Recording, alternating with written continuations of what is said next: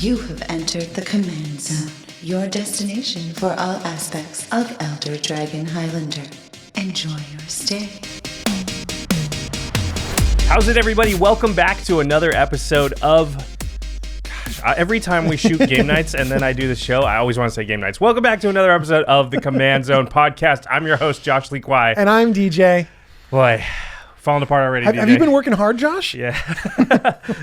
It's been a long few days, but I'm excited because this was your idea, and I think it's something our show doesn't do enough, which is talk about budget stuff, cheaper cards. We're pretty well known, and we get called out on it sometimes, and rightfully so, for often talking about the very expensive cards. I think there needs to be some balance. You know, You give the high roller episodes, you need a few budget episodes thrown in there. Yeah, I think that is definitely fair, and I'm glad you're here to pull us in that direction. I'm sure the audience will be glad too. Now, you're going to hear about some budget cards today because we're going to be talking about we each made a list of our top 5 budget blue cards.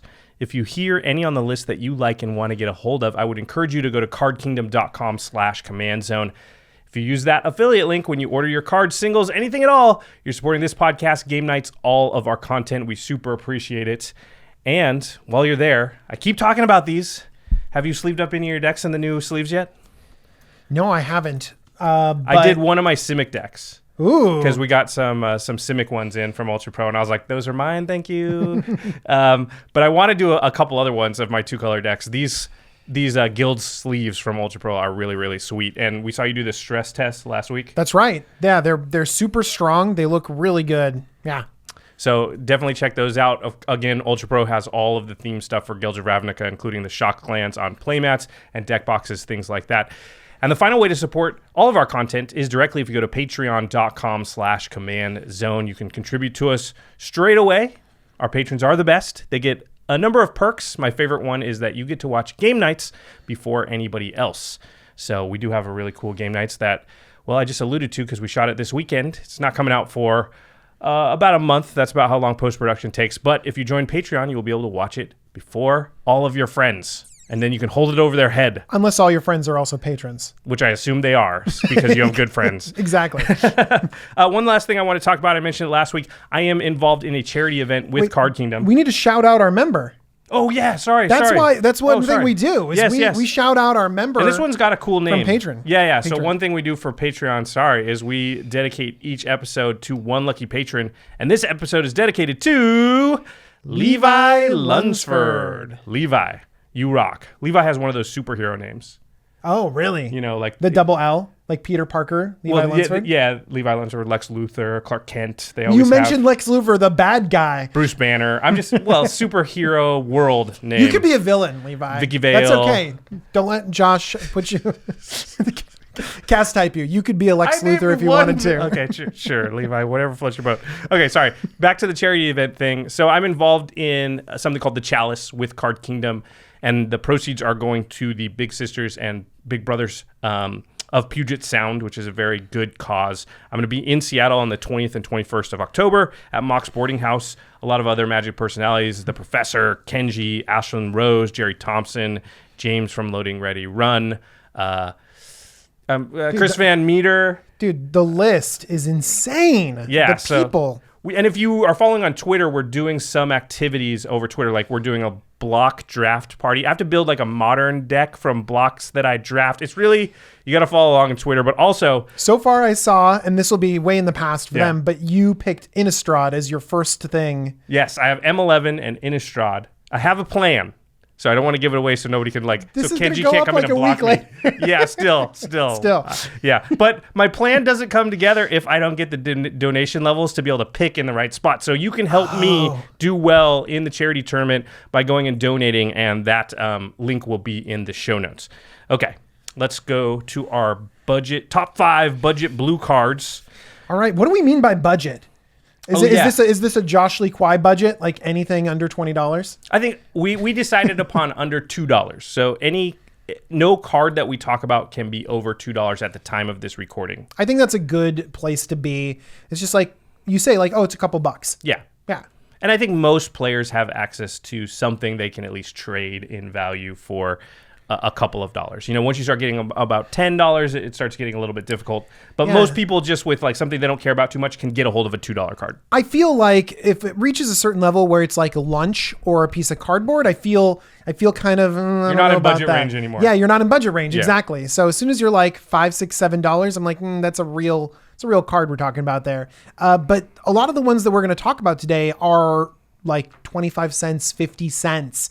And so we're not always going to be talking about $2 cards. Yeah, we just allowed up to $2 just to, we had to set some kind of limit. I pushed that on one of the cards. Oh, did you? Yeah, I'm like, $2. My real hope here is that by talking about these cards, we don't push any of them above the $2. That's the plan, isn't it, Josh? It sometimes happens, and I can't help that. So you're trying to be a financial mogul with $2 cards. With these $2 cards. Okay, so let's talk about the criteria we use before we get into listing the cards, as far as like how we decided which cards were on our list and also what order to place them. So I don't know about you, but my list 5 to 1, I did place in order of what I thought was like the number 1, number 2, number 3 in order. Yeah, I did something similar to that too. Yeah. So what was your criteria? Well, I used 3 criteria, and we discussed this. We did our list separately, but then when we were talking about the criteria, we kind of discussed it, and we'll get into that. So my criteria was the power level of the card, what I considered the bang for the buck, the usefulness of the card in a variety of decks and strategies. So a card can be very powerful, but if it's only good in like one type of deck or one deck I can think of, then it's going to get dinged for that. Doesn't mean it can't be on the list, but it would just be a mitigating factor. And then the last criteria I used was uniqueness of effect.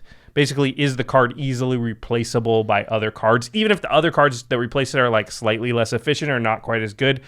Or does this effect stand in for an effect that is otherwise very expensive or very powerful? So a unique effect that costs a lot of money, and this is a budget replacement for it, a close analog, then I would give that sort of some bonus points. Yeah. And you actually placed it in that order. Like the power level is one of the first things that you're thinking about. Right. I actually used the same criteria as Josh, independent of him, but I switched them around a little bit. I put the uniqueness of effect as one of the top things I'm looking for. I want this powerful effect, but I also want cards that are unique and also are budget replacements so that your deck can function like those other decks with those powerful, expensive cards.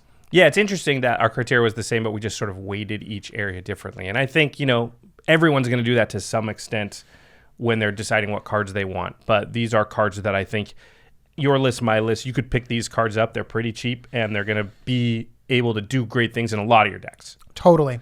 One thing that we also did is we didn't want to just have generic blue cards be the podcast. Like that's not interesting. And that's why we had that criteria of uniqueness. But one thing that we wanted to stay away from is just looking at the most played cards on EDH Rack and picking out the cheap budget blue cards. And we can actually notice something by looking at them. There are counterspells, Counterspell, Arcane Denial, Negate. Those are all in like the top 20 or so. Exactly. Those are all budget counterspells, all in the top 20 of most played blue cards. We don't want to be suggesting cards you're already playing in your decks and that are already everywhere.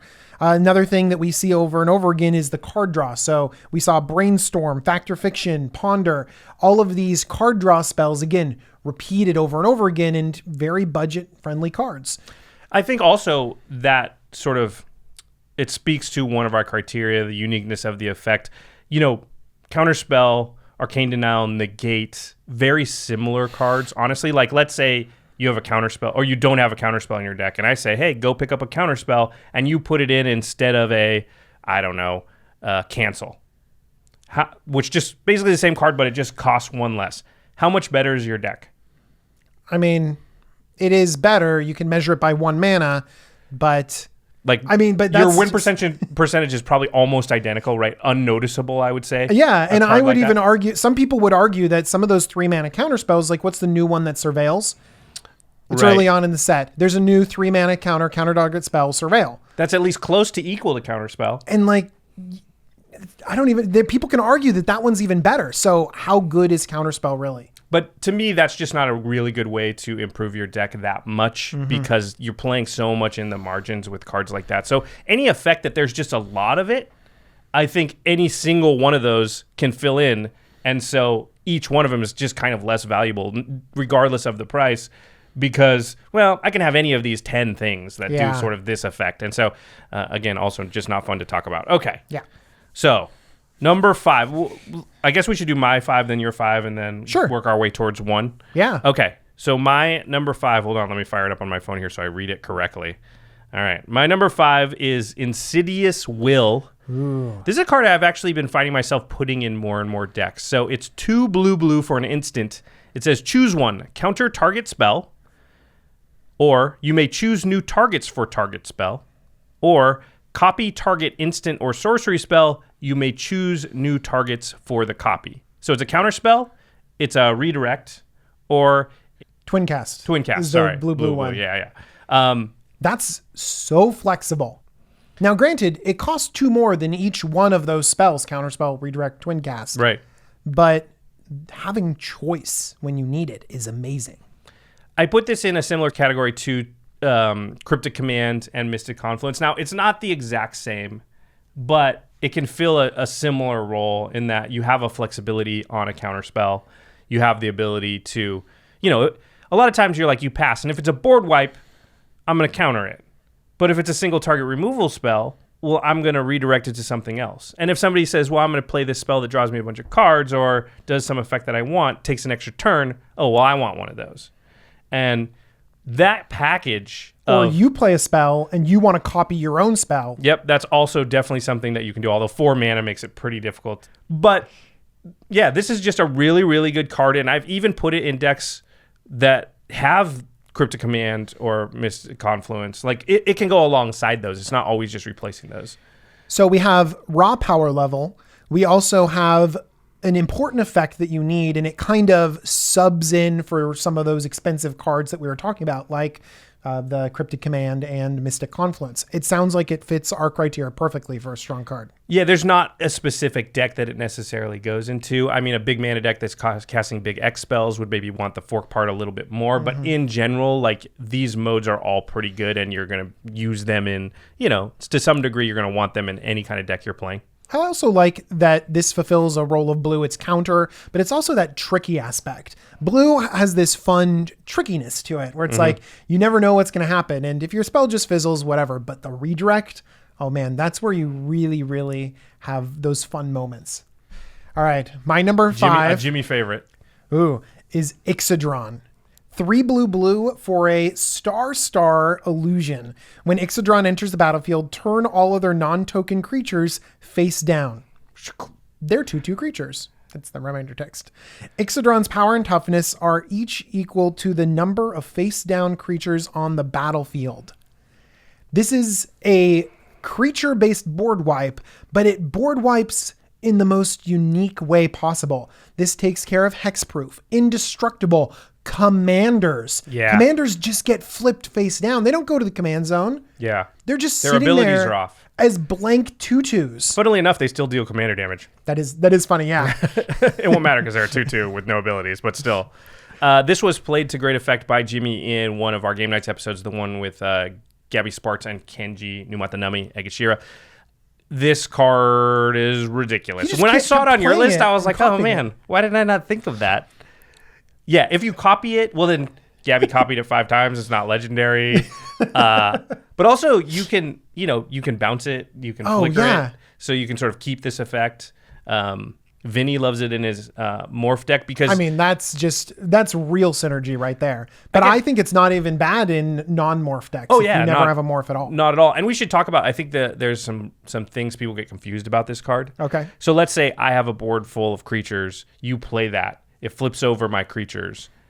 You cannot flip them back over. They're not morphs or manifests. They're not manifests. Yeah. And if they are a morph, you can unmorph them. Yes, exactly. A morph card doesn't care why it's face down. It just cares that it is, and then you can use that ability. But if it doesn't have morph, then you can't flip it up. I think a lot of people think because manifest kind of confused a lot of people with how Ixodron works. Nope, they're stuck there as face down 2/2 creatures. Yeah, unless you can blink it or bounce it back to your hand or put it in your graveyard and then bring it back out. Like, yeah, a lot of things are just like, oh crap. So this fills the role of a lot of different, much more expensive board wipes that deal with problematic situations.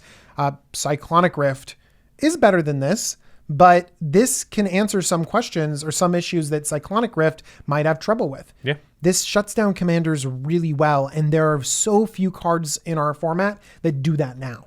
And there are certain colors that just have a much harder time with this kind of lockdown on their commander than as if you had killed it or put it back their hand or put it back in the command zone. Certain ones are like, okay, well, I can't sack it and I can't blink it. What will happen, and you'll notice this on game nights, is that two of your opponents can kind of team up and be like, hey, I'll attack my commander into you, and then you block with your commander, and we'll both get our commanders back into the command zone. That's fine. If you kind of board wipe them and then they have to engineer attacks and blocks to work together against you, then it's fine. Your card has been powerful enough to have two players team up. It's a powerful effect. Yeah, I like Exodron a lot. And when you do get into those situations where you're blinking it or replaying it, oh my gosh, it can be miserable. You're just like, oh, my creatures are never going to turn face up, right? I dig it. Okay, my next one is Stroke of Genius. I've mentioned this card on the podcast quite a few times.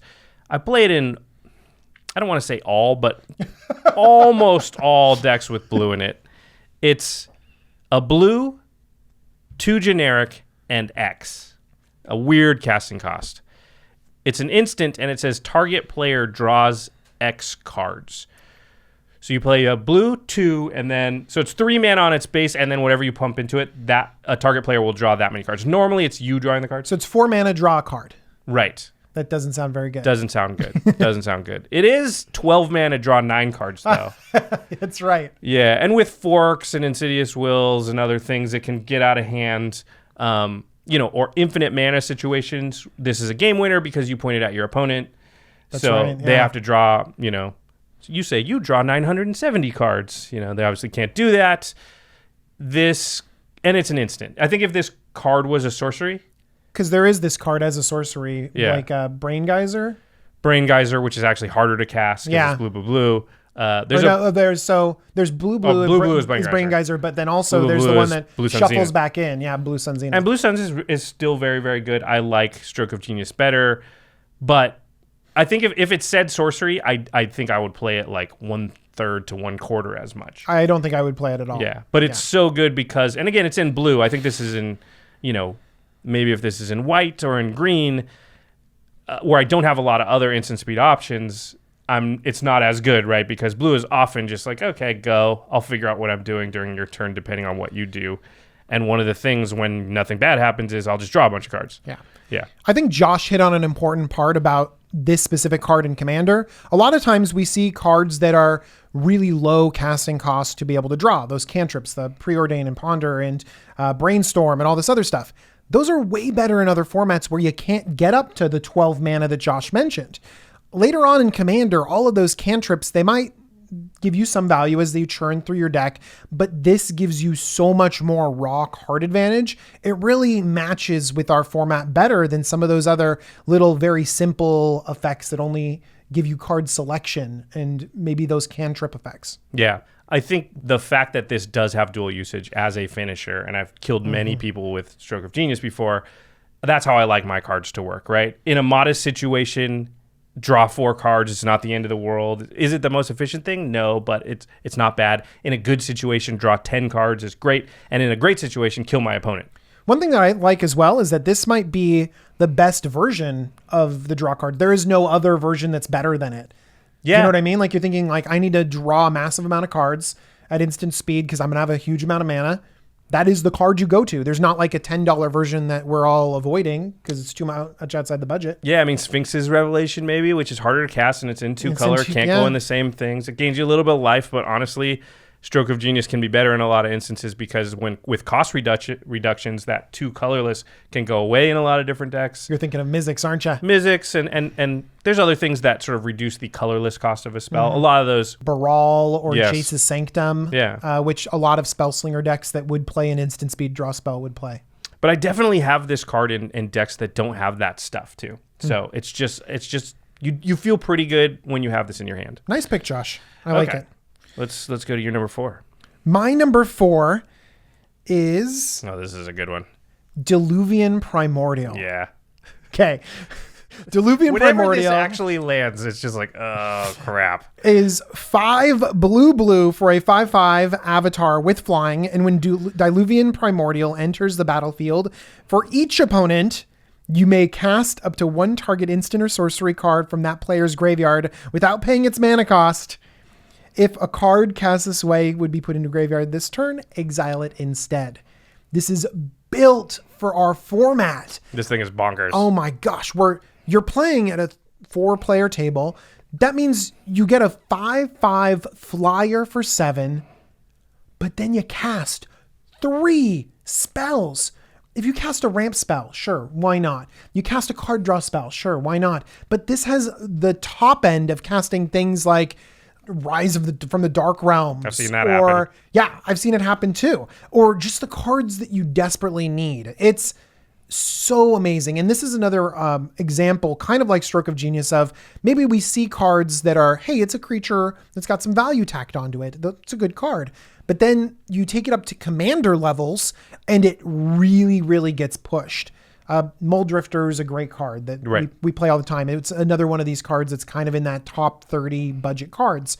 But I'm kind of like thinking, well, Mold Drifter's got kind of a ceiling there. It only can get so good. Right. Diluvian Primordial. It can straight win you the game. Boom! It just goes all the way to the top. Boom! It does that other cool thing that Blue does too, which is like messing with your opponents. Yeah. Messing with them, taking their spells for your own. I just think it's great. I like cards when they're expensive like this that you actually don't want to... expensive mana cost, CMC. Mm-hmm.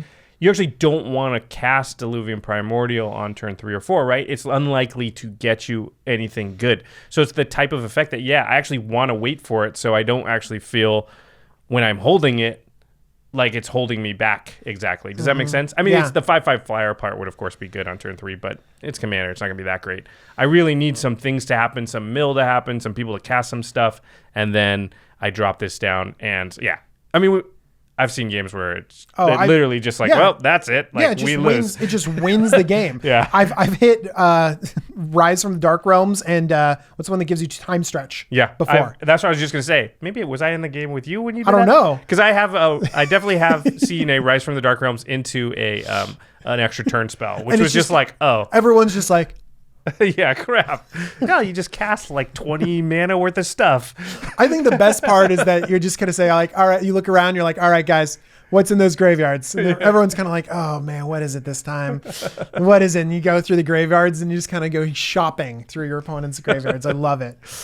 All the primordials are good, but that one's really good. And it's in the blink colors again. Yeah. So that is, I've seen people reuse it, and it just gets oppressively. I think that this is one of the best ones. Like this one and Sepulchral Primordial are... Those are probably the top two. The top two. Yeah. Sylvan Primordial might have been the top one until it was banned. Yeah. Okay. Number 3? Is that what we're on? Number 3. All right. My number 3 is a very powerful card, and there's an entire legacy deck built around it. For whatever reason, I don't see it a lot in Commander, and I think more people should probably play it. I think more budget players should probably play it, honestly, because as a budget player, you need a little more explosivity than a non-budget player. I think you need a little bit more surprise, and you might be willing to give up a little bit of value. Because this might have more variance, but you want to grab onto that variance because you might not have that long-term value that you're talking about. If you're playing in a group and the other people in your group or a couple other people have like very expensive cards, eventually they're going to draw those cards the longer those games go on, right? And so if you have a chance to sort of have a spiky, that means competitive, to have like a high variance play, like you said, and it just shortens the game sometimes, that could give you more wins. You could steal wins. And this card is a steal wins type of card. Also, in competitive EDH, it's just a wins type of card. It's High Tide. It's 1 blue for an instant. Very cheap card, 50 cents or so. Until end of turn, whenever a player taps an island for mana, that player adds blue mana to his or her mana pool. So it makes all your islands tap for 2 blue, basically. Or if you have dual lands, they will tap for... It's whenever you tap an island for mana. So if you tap a volcanic for a red, you'll also get a blue because it's a mountain island, or the steam vents or whatever. It works with those things that have lands. We've got a lot more lands. There's the cycling lands that have land types now. Land types, I would say if your deck is 3 color or more, High Tide's probably out. You probably can't do it. Yeah. You need to have a pretty easy scenario where it gives you at least 4 mana. It costs 1, and then it's just Dark Ritual, and that's fine, but that's at the low end. That's fine. Like, you're going to get 4 mana sometimes, and that might be enough for you to do something explosive, but sometimes you get 10. I can see how this is, like you're describing, a high variance play, very explosive, a little bit risky, because you are using a card to get this effect. Yes. And so you better get a lot of mana and a lot of acceleration to make it worth you being down a card. And another downside of the card is it's symmetrical. So islands your opponent's tap for mana. It says whenever a player taps an island for mana. So you have to be careful with that too, because blue is kind of the most played color, or it's at least tied with green, I'd say. And so you have to look around and be like, what untapped mana is out there? Because I don't want to be giving you... Does Josh have Vidalcan Ori out in a bunch of untapped islands? Yeah. So yes, there's downside, but the upside is huge. The upside is I get basically an extra turn's worth of mana right now, which means that I can leapfrog and make my play, my game-winning play, or the one where I lock up the game, a turn early. That's a great way of saying it. You know, a lot of times we've talked about the critical point in a game is when you can play multiple spells a turn, or when you can sort of double spell. And this kind of jumps you a turn ahead because you invest 1 blue, and then suddenly, boom, you have double the mana, and you can jump that extra turn ahead and really commit to the board, really make your big play. Yeah. It also can be good. It's an instant, so Stroke of Genius or something, you know, once in a while, you're just like, I'll just use this to draw 3 extra cards, and then it's not, you know, it's not losing a card. Blue's also the card draw color, and in general, you could afford more to waste a card on just mana than, say, red or white could. The same card in red or white, not as good. The losing of that card is just, it hits you harder than if you're in blue. I agree. Okay. My number 3 is another powerful flyer. It's Tidespout Tyrant. This card's ridiculous. 5 blue for a 5/5 flying djinn, and whenever you cast a spell, return target permanent to its owner's hand. Return target permanent. Permanent. Yeah. And the spell doesn't have to resolve either. It's just casting spells. So this does cost a lot of mana to hit the battlefield. A lot. 8. And it's hard to cast spells after you've paid 8 to get this on the battlefield. But this has so much potential for just controlling the game after that. I love that it's also just any permanent. So you can save your own stuff, rebuy your own spells, save your Tidespout Tyrant. So when you start getting a certain critical mass of mana, you can just start gaining value and bouncing things all over the place. It's an incredibly powerful effect. Yeah, and blue does have a lot of those low cast cost stuff we were talking about, the brainstorms and the ponders and the things like that are highly played, also cheap. They're great with a card like Tidespout Tyrant because you can bounce stuff, and also, like you said, you can use those now to save the Tidespout Tyrant when they go after it, and that means you maybe have to hold 1 or 2 mana open. And then if they don't do that, the fact that it bounces lands is... Because I've definitely been in games where, like, I got Tidespout Tyranted off the battlefield because they just went, there goes that land, there goes that land, there goes that land, and I'm like, okay, well, I have 2 lands. Yep. Like, I'm not winning this game now. Yep. Yeah. I love it. Oh, gosh. Another thing is that this was just reprinted in Battle Bond, and so what used to be a $4 card is now a 50-cent card. Yeah. Good stuff. Yeah, that's true. Because I was like, is that $2? Like, when you put it on the list, I didn't realize. Yeah, because a little while ago, it was kind of like, you're like, it's like a fringe card. It's kind of cool, but it's like way too much money for the effect it is, because it is an 8 CMC creature. Yeah. So you were like, maybe not. And then Battle Bond comes out, and suddenly it's a 50-cent card, but people don't know to give it a try in their cool decks. I know why you like it. Braids. It is in my braids deck, yeah. Because I braids it out, and then I play a few spells, I bounce all of their braid stuff. Oh, you're like, what'd you braid it? Okay, well, no, it's back to your hand now. It's back to your hand. You monster. Okay, my next one is one that we talked about on the episode. We had the Magic Man Sam from Ristic Studies on, and this is a card that stands in for Force of Will. I guess this is... Here I am. Is an expensive I've got a card that stands in for Cryptic Command and Mystic Confluence, and now I've got a card that stands in for Force of Will. And hey, listen.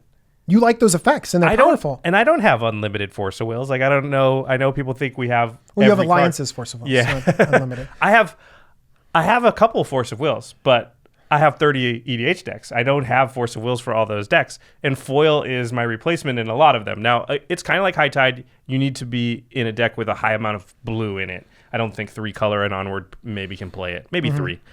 It's 2 blue for an instant. It says you may discard an island card and another card rather than pay foil's mana cost, and then you counter target spell. So like Force of Will, you have to discard a card, but in this case, you have to discard 2, and one of them must be an island. That is a real downside. There will be times when you can't cast foil that way, which is okay because a lot of those times you can still just pay the 4 and cast it. I think people forget, like, listen, that's not what you want to do. But it's still there, and that's still a fine counterspell. And you have to think of why is Force of Will so good? And the answer is Tidespout Tyrants or its equivalent. You want to make a big play. You want to protect the play. The difference between playing Tidespout Tyrant when you have 8 mana and playing it when you have 10 mana so you can protect it is huge. Is 3 or 4 turns sometimes. Yeah. That's a really big difference in the game. So much more can have happened from your opponent. They're ready for it. If you do something and you can do it as early as possible and protect it, that's often enough to win the game. And that's why Force of Will is so powerful. And foil can do exactly what Force of Will does in that instance. In a lot of situations, you don't want to just spew your Force of Will in the early game. You want to, like you said, use it to protect something. A lot of time you've engineered the situation where you need to use Force of Will. You can also engineer foil, where you have the win in hand, you have a lot of cards, you've been saving the island to pitch, and so you're engineering this win condition, and that really fulfills the same role as a lot of these free counterspells. When you do pull that off, it's the same as Force of Will. Yeah. Right? It's the exact same. So how many cards in the history of Magic can do that? They're all expensive. Pact of Negation's the only really other one I can really think of. Yeah. And so 0 mana, counter your thing. Pretty good. And you mentioned as well with High Tide that blue doesn't cringe at that loss of card advantage as much as other colors do. And so some people might be going like, oh, 2 cards for 1? Yeah, that's not good. You know, we're not saying that this is a great rate, but blue can handle it better than other colors. And again, you don't always have to do that. Sometimes just pay the 4. You're not you're not ditching any cards. All right. My number 2 card. This is a good one. In fact, this is the only one that when we put the list together was shared. I actually preemptively removed it from my list because I knew it was going to be on yours. But if let's say I was doing this with Jimmy or somebody else, then it probably would have been on my list. It's so good. I don't know if I would have had it at number 2, though. You really like it. Oh, really? Yeah. Oh, no, I think it's amazing. This card is Future Sight. 2 blue for an enchantment. Play with the top card of your library revealed. You may play the top card of your library. So simple. Sounds so innocuous. So powerful. Yeah. So let's talk card advantage. Let's talk about enchantments that give us card advantage. So if we're talking about other colors, we have things like Phyrexian Arena, or maybe in blue even we have like the Howling Mine effects, like the Dictative Crucifix. Yep. Those do give you some card advantage, but so few cards can actually give you multiple cards a turn. And even though Future Sight doesn't have that literally written on it, you can play a land from the top of your library, just like Oracle of Moldiah, just like Courser of Crucifix. Yep. So we have that going in blue. Then you also have the ability to play multiple spells from the top of your library. You have the ability to impact the top of your library with cards like Aminatu or Brainstorm or Fetch Lands. By the way, Divining Top becomes insane. Yes. Because Divining Top, you tap it to draw a card and put the top back on top. And it costs 1, I can play it. Yeah, top costs 1. You play it off the top of your library, and then suddenly you're 1 extra card deeper. Yep. So it becomes 1 mana, draw a card. Yep. How about this little combination for you? Possibility Storm. 3 red for an enchantment. Josh doesn't know this because it's like a goofy card. Yeah, I'm like, wait. 3 red for an enchantment. Yeah. And basically, you might know this. You play a card, like you play a sorcery. And you're like, oh no, you don't get to play that sorcery. You have to then go through your deck and then you cast the next sorcery that you hit. Oh, because you can look at the top card, you know what it is. No, when you play cards off the top of your library, you're not playing them from your hand. Oh, it says from your hand. This gets around all the things that shut off playing cards from your hand. Oh, so that's this is just mean. So this is a lock piece in many of these weird corner case combos where suddenly you're shut off from playing cards from your hand, but if you're playing from the top of your library, you get around it. That's interesting. I like this card a lot. The downside, I think, is that sometimes there's double land on top, and you're only allowed to still play one land for a turn. Or you can get stuck with like a large spell, like if Tidespout Tyrants is on top and you played Future Sight on turn 5, then you might not have the mana to cast it, in which case it can draw you 0 cards sometimes. But then there are times when you're like, brainstorm, put something back down there, cast that, cast the next thing, and you're like, I drew 4 cards off this thing. And think about what this kind of feels like. It feels a little bit like kind of like Sylvan Library or Oracle of Moldiah or Course of Krufix. Like all awesome cards. We're naming insane cards that cost a lot of money. We're naming these effects that draw you multiple cards a turn, and this costs a quarter. It's pretty good. Yeah, I don't see it as much as I probably should.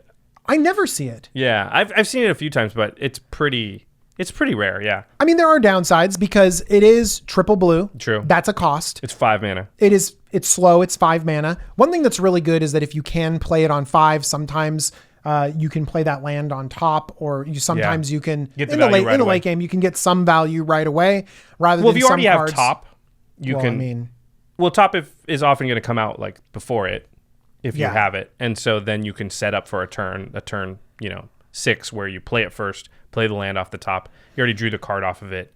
You're kind of like, you're safe kind of in that territory. Yeah, I get it. I mean, unless you're just going to get mauled in response for doing nothing. But that's not often in Commander. Yeah, I like that card a lot. I mean, when it's out there, it's very powerful. I don't know why I don't see it more.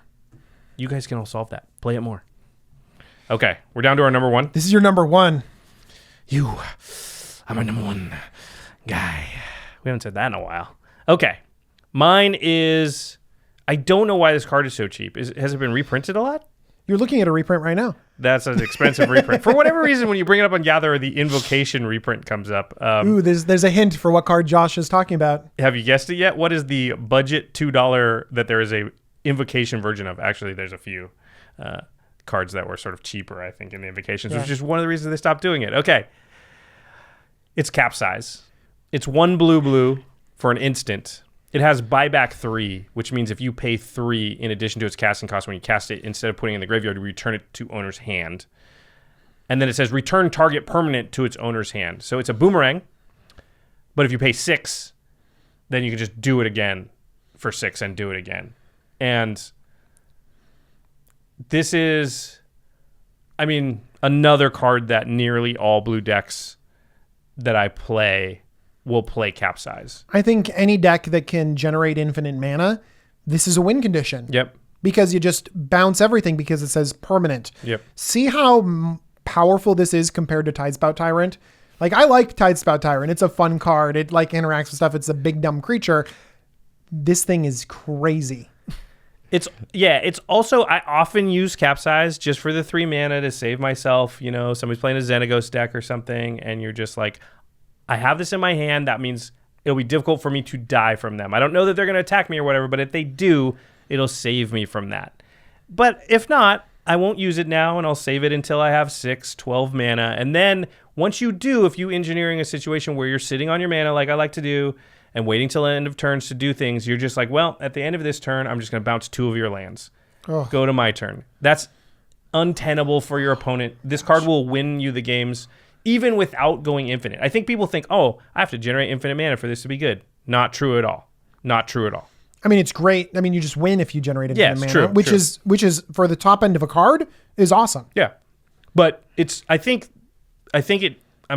can't understand why it's not a little bit spendier whites. Yeah, let's talk about, like, because you just mentioned this. It's like base level, save me from marauding huge creature that's going to smack me in the face, or Craig's infect creature.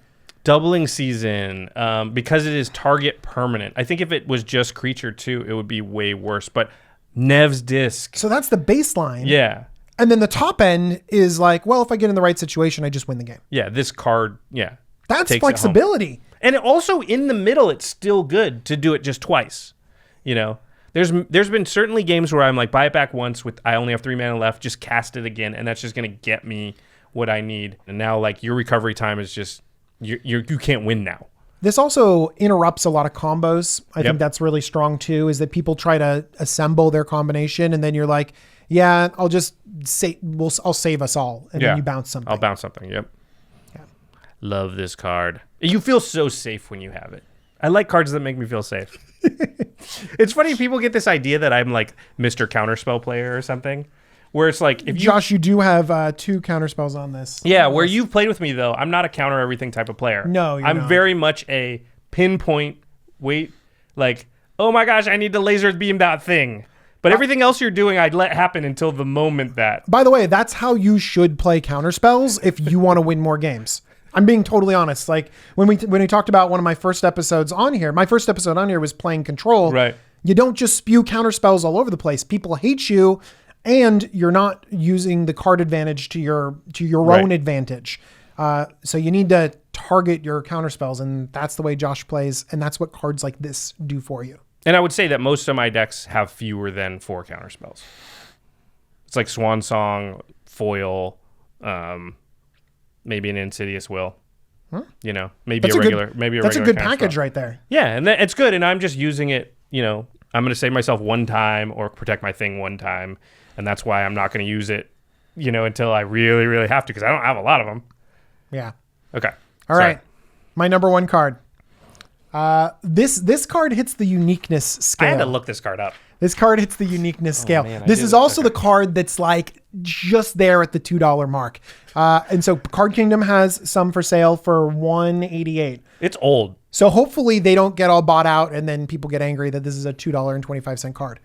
But Well, by the I mean- way, it's at this time of recording, you can buy it for under $2. And honestly, I think that it is a good pickup. And I'm They're- going to talk about the card. Like you said, they're never going to reprint They're it. never going to reprint this. This card is Quicksilver Fountain. It's an artifact, and for 3 mana, it says at the beginning of each player's upkeep, that player puts a flood counter on target non-island land he or she controls. That land is an island, as long as it has a flood counter on it. Not in addition to its other types. It's just an island now. Just turns it into an island. Yeah. At the end of turn, if all lands in play are islands, remove all flood counters from them. So, At the beginning of each player's turn, they turn one of their lands into an island. Yeah. One of their non-island lands into an island. Yeah. So they can't just like make an island again. So, by the way, and it also says that if all lands in play are islands. So if you're playing a deck full of, by the way, this can go in any deck. Yeah. Oh, you have to do it too. Yeah, you have to do it too. This can go in any deck, but I put it in the blue section because you don't want this to be a symmetrical effect where it's like destroying your mana base as it's destroying theirs. You want to be like, I need blue mana, so I don't care. Yeah, so you could just you can just have all islands and then you don't add any flood counters, or who cares? You put a few flood counters down. But what does this do? It slowly chokes your opponent of It's their like a utility slow lands. blood moon. It's a slow blood moon. But also I love that it is like just slowly spreading islands. And by the way, this is a multiplayer game. People are not going to stop playing lands. They can't afford to. In other formats, you play this and people are like, oh my, all right, I guess. And they stop playing a couple lands and then this thing goes away. Actually, this It doesn't go away. It just doesn't sort of go away. resets the effect. It resets the effect. And by the way, if they're like, oh, I'm just going to blow it up, I blow that up, and they go to remove the flood counters from their lands, no, those are islands permanently. Unless you could remove the counters with other means, I guess. If you could, like, what's shift the flood is it like counters Thief around. of Blood or whatever? Oh, Vampire man. Hex Mage. I mean, That'd be pretty great. Thief, dude, you should play this with a Thief of Blood in your own deck. so you can wombo combo. This, All right, I'm going to give you guys all your lands back. Woomph. yeah. So what do I like about this card? I like that it's a really What do you interesting like about effect. this card? It is unique. And it kind of answers some of the wildness that exists in lands without being as mean as Blood Moon or Ruination, Right. or some of the other effects that really try to keep lands in check. This kind of tries to address the land problem in a completely different way, and I like that. And I also like the idea of slowing all of your opponents down and being a little bit miserable as they have to decide which land to turn into an island. And by the way, you might So happy about it. you might think Wah. I know you might think that if they're like a lot of people play islands, like this isn't that good. Well, if they have islands, then and they're playing more than one color, which most people do. Most people don't play monocolor. So let's say they're playing an Azorius deck. They can't be flood countering their existing islands. So they Right. have to start getting rid of all of their white mana slowly and cutting their deck off faster than your opponents do.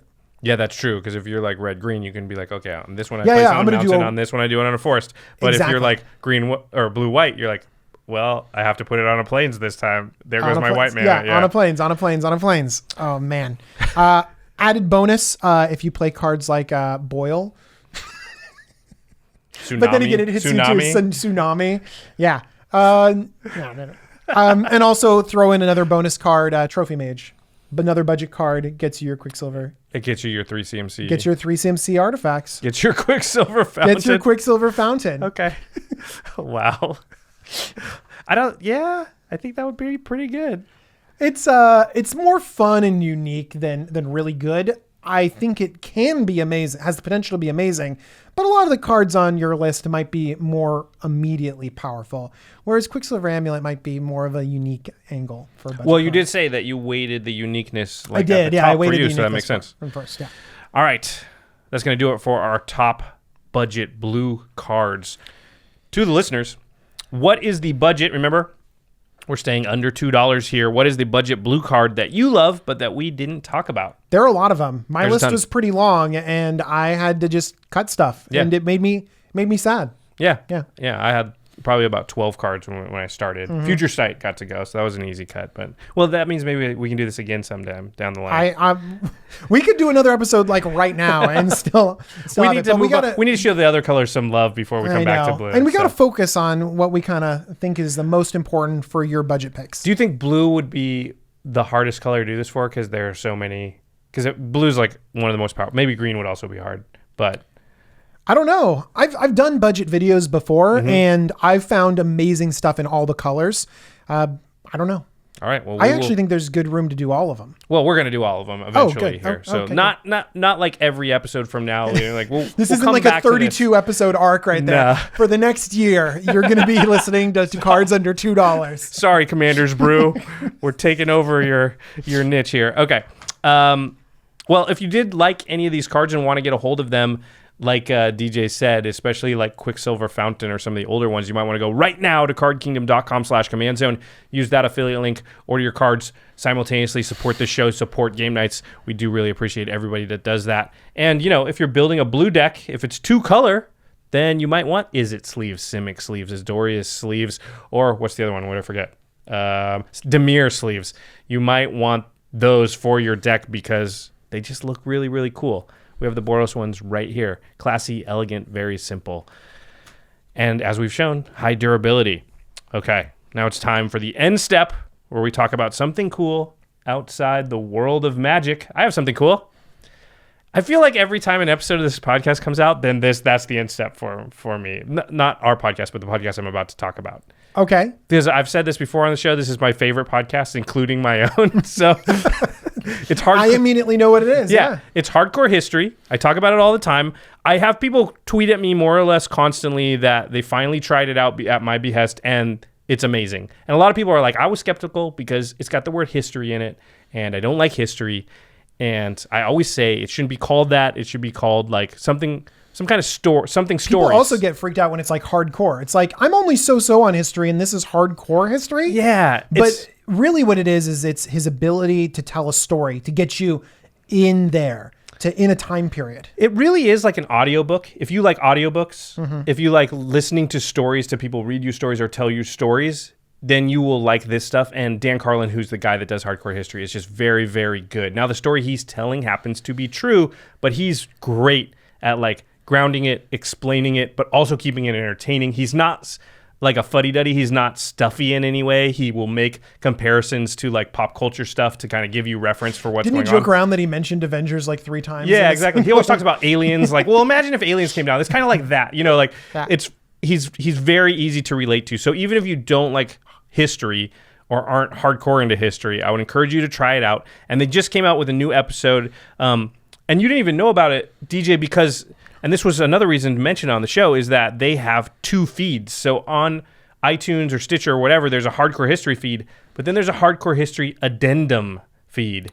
And the addendum feed has the stuff that is sort of like shorter or like not quite as in-depth as like, so what he'll do is he'll do these long series of podcasts, and it'll be like 4 podcasts, and each one's like 3 hours long. And the research that goes into them and the effort that goes into crafting these things has to be insane. He comes out with one like every 4 months. Like that's how long it takes. So it's like game nights on steroids. They're great. Those are the ones that are like audiobooks. But he also, there's stories in history or things that have happened that they don't require that amount of time, and he wants to be able to tell those stories too and take a break from the really long stuff. And so he has this addendum feed, and that's where you can find some of his other stuff. And on this one's called Nightmares of Indianapolis. Have you ever seen Jaws? I mean, yes. There's that great scene in Jaws where like the boat captain is talking about he was on the USS Indianapolis, and that's... Oh, for a second I thought you were talking about the city. I was like, where is Josh going with this? Sorry, it's a ship, the USS Indianapolis. It was torpedoed near the end of World War II, and the trials and tribulations of those sailors. Oh my gosh. It's one of the great sort of shark attack stories in recorded history, in that this ship goes down in tropical waters, and these guys aren't like freezing to death. They're out there though, and they were on a secret mission because they were carrying the parts to the A-bomb. I'm feeling like, I know the story. Yeah. I'm like feeling nauseous, like as you're describing it. That's how like, oh my gosh, like this story. It's crazy. And they just basically, their ship goes down. There's like 1,200 of these guys on the ship. They don't all survive when the torpedo hits, but hundreds of them make it out. And then they're in the middle of a school of sharks, literally. And nobody knows they're there nobody knows exactly where they are to come rescue them. And they're there for days. And it's a crazy, crazy true story. So hardcore history, Dan Carlin, doing great stuff. It's really compelling. If you haven't listened to it before, I always say this, check out the Blueprints for Armageddon series. That is his best one. And it's available still for free on iTunes. So check that stuff out. Another thing to check out while you're on iTunes is the Masters of Modern. Alex Kessler, Ben Bateman, they are Modern Masters, and they talk about that format and all things competitive Magic. They've started doing video recently. They're also helping me out a little bit with this Chalice event because I have to build this Are you bringing in ringers, Josh? Well, I mean, I don't know about modern decks and stuff, and I was like, I don't know. Like, can I build twin? Can I build pod? Like, what can I build here? I don't know. Like, help me, guys. What? Wait, can you build pod and twin in this deck? Yeah, because you can't build full modern. We're drafting the sets, so I know, but like if it's modern banned, because pod's banned in modern. Right. It's not the modern bad list. It's just you can use any card. You should build pod. Well, I'm only gonna have 4 sets to work with. So which one's pod in? That's one set. I have M11 and Innistrad right now, and I'll have 2 more. So you can't build like a full modern deck. No, you can can't. build like an approximation of one. And so now it's a question of like, what deck has the most moving pieces that I can move in from other sets that are like close approximations, so the deck still is good. Yeah. You can put 4 ofs though in, right? Of any of those sets, yeah. Any of the 4 sets that I have. This is an interesting puzzle. You should make sure that you're following Josh on Twitter so you can see how he puts this deck together. Well, a lot of it is Alex and Ben, because I'm like, guys, I build commander decks. I really am not sure. And they're like, oh, you should do this, and you could do this, and you could do this, and you could do this. And I was like, okay, well, which one should I do? And so there's an entire text message discussion thread every single day about what I should do. But anyway, those guys, they know their stuff. That's an awesome charity event. It's going to be really fun to watch. Yeah. I'm excited for it. So you can check out Alex and Ben at the MMcast on Twitter or right next to us at collected.company. All right, our editor is Josh Murphy. Special thanks to Geoffrey Palmer for the living card animations at Living Cards MTG. Do you know what card this is? 1,000-year storm. 1,000-year storm. That was the lightning. That was the thunder. That was the thunder. Sorry. I was doing the thunder sound effect. It's pretty sweet. Thank you, Jeffrey, as always. That looks awesome, for hooking it up. All right, everybody. Thanks for listening. Bye, everyone. Peace.